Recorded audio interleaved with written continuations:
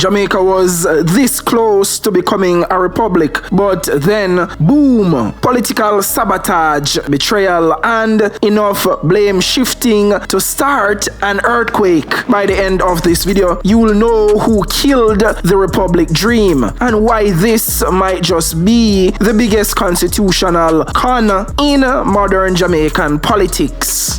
Jamaica's dream of republic status. For decades, Jamaicans have been whispering one question louder and louder. Why are we still bowing to a foreign monarchy in 2025? I mean, come on, we drive on the left.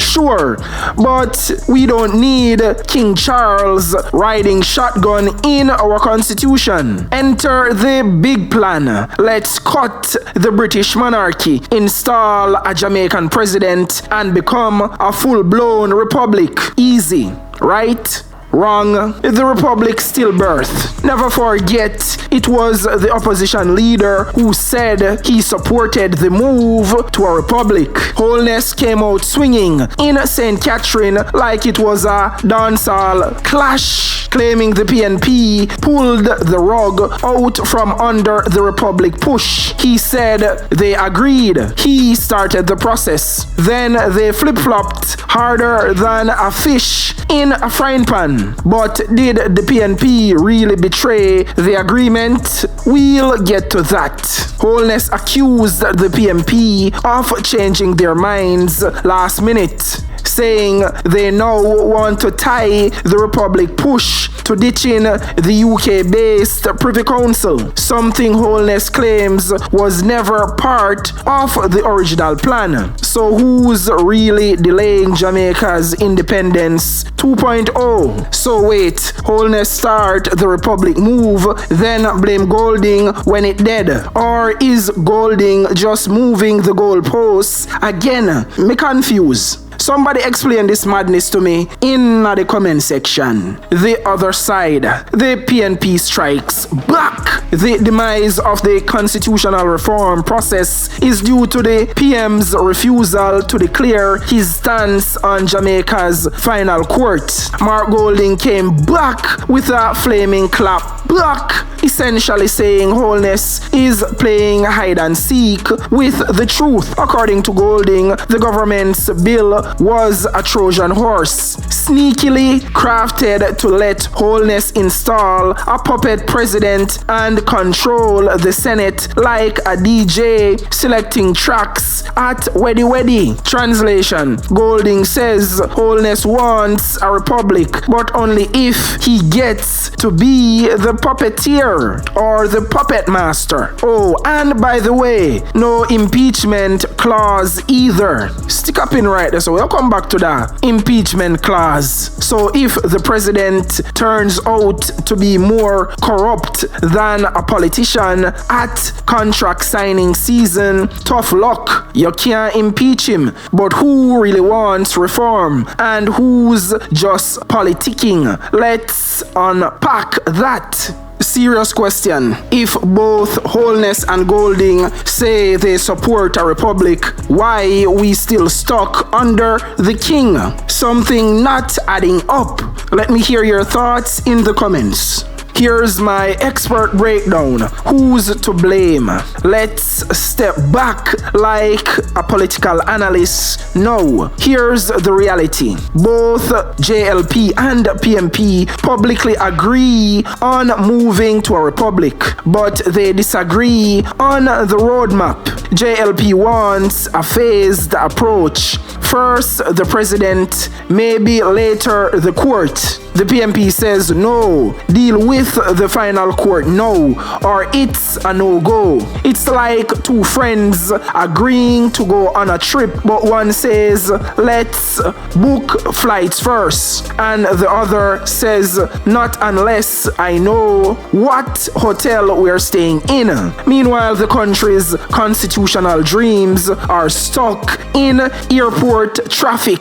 So while the British monarchy chills in Birmingham Palace, Jamaica's political leaders are still playing dominoes with the constitution. Unpopular opinion: Jamaica will never become a republic until both parties stop playing chess with the constitution. Change my mind in the comments. Who's winning the game? So where does this leave us? No new president, no republic, no constitutional reform, just two men throwing words like Molotov cocktails in parliament. This isn't leadership, it's Lego Beast politics. And guess who loses? Not Holness, not Golding, but you, the Jamaican people. So what happens next? A referendum, a rewrite, or more political pettiness? That's the million-dollar question. The part that shocked me was when Golding claimed the bill was a Trojan horse. Did anyone else catch that? Is that facts or just more political paranoia? Let me know in the comments. Here's a summary of the highlights and the key points. Jamaica's push for republic status is stalled. Again, PM Andrew Holness blames the PNP and Mark Golding for backtracking. PNP leader says Holness is hiding his true motives and pushing a flawed bill. The big issue: disagreement over removing the UK-based Privy Council. Trojan horse clause. No impeachment rules. PM could control Senate. The Republic dream has become a political blame game. The people suffer while parties posture. Every 5 years is the same chat. We want a republic, then boom, nothing. I'm tired of this now. If you still believe any of them, I want to hear why in the comment section. So Mark Golding highlight the fact say the government left out putting an impeachment clause in the constitutional reform as it relates to Jamaica transitioning towards a republic. No, not having an impeachment clause in the constitution means the president can go rogue, he can do anything that is corrupt, he can do anything that is unconstitutional, uno can't impeach him, uno can't force him to step down, he can do anything and he can stay in a power. He can't even stop elections. He can't even run an ongoing state of emergency without non-stop. Nobody can interrupt him. The opposition can't talk to him. He can't do anything without needing the approval of the opposition. That's how dangerous not having an impeachment clause in the new constitution for when Jamaica become a republic. So if this is true, that means the president can become a full-blown dictator within split seconds. No, none of this actually sounds good. If I saw the government actually set up the new constitutional reform, it's gonna give the president too much power, unchecked power. So again, me no know if it is true, but when Marky G say, without the impeachment clause, things will get real dark real soon. Can't remember, this now empowers a president to pass the NIDS bill. I don't know what NIDS want on a blood type already. So the new form of modern day slavery is not too far in the distant future. Imagine being under a perpetual state of emergency. You only can go work, and when by 6 o'clock everybody have to clear the street. You can't even protest. You see, a lot of people don't wake up yet. What you have is a fake democracy. What you have is actually fake freedom of speech. I've said this before many times on this channel. Democracy is just dictatorship and totalitarianism under disguise. All democracy does is take more power from the people every chance it gets. In a big C, then take a lot of power and then take away a lot of rights from the people under the disguise of public safety. Oh, you need to hand over all of your rights and your bodily autonomy economy under the guise of public safety. These people are actually smart or smarter than uno think. Uno asleep. Uno na have a clue what they up to. Uno na have a clue what them are doing. The absence of an impeachment clause in the constitutional reform process, especially for a country like Jamaica, transitioning to a republic can have serious consequences politically, legally, and for public trust. 1. No legal path to remove a rogue president or prime minister. Without an impeachment clause, there is no clear legal and democratic mechanism to remove a head of state or a head of government who abuse power, commits corruption or serious crimes, violates constitutional duties. This can lead to unchecked power, especially if the person holds influence over institutions like the judiciary or parliament. 2. Weakens accountability. An impeachment process acts as a safeguard against authoritarianism. Without it, leaders could feel emboldened to act recklessly. Opposition parties and civil society have no recourse. Public officials can violate ethics with little fear of consequences.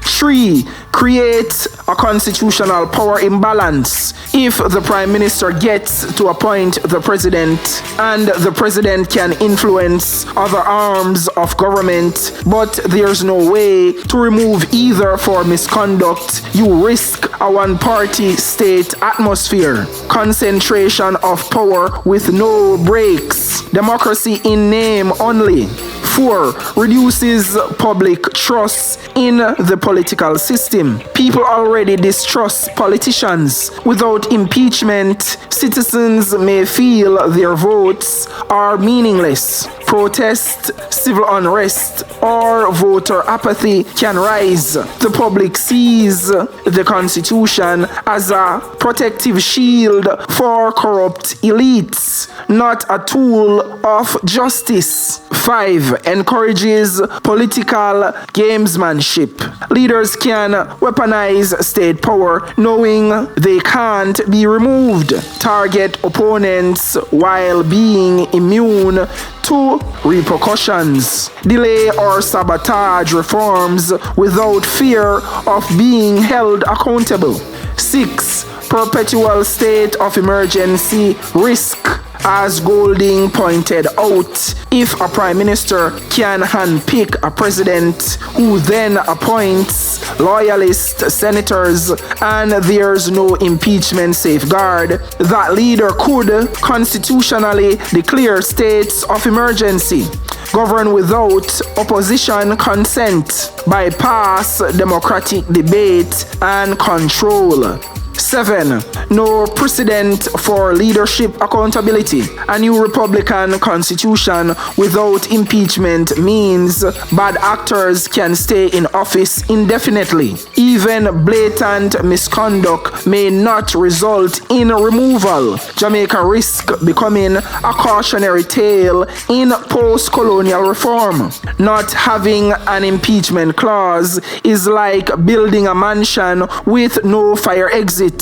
It might look good on the outside, but the second there's danger, everyone's trapped. If Jamaica's gonna step into the Republic spotlight, it better come with real checks and balances, not just symbolic independence. You see, people are too uninformed, mainly because they have been misinformed for so long. Them actually blind to everything that's happening around them. Because none of this don't sound good. Why you don't have an impeachment clause in the constitutional reform? Because this is going to be the constitution of the Jamaican Republic if we should ever transition to a republic. Here's the real talk. Jamaica deserves better than this constitutional soap opera. The next election isn't just about roads and crime. It's about the very system we live under. So ask your MP, demand answers, because if we don't take this seriously now, our grandchildren will still be asking why King Charles is still the head of state of Jamaica. Like, subscribe, and share if you think Jamaica deserves a real republic. Drop a comment. Who do you think killed the reform, Holness or Golding? Watch this next video on the Integrity Commission versus Holness saga. It's even messier than this one.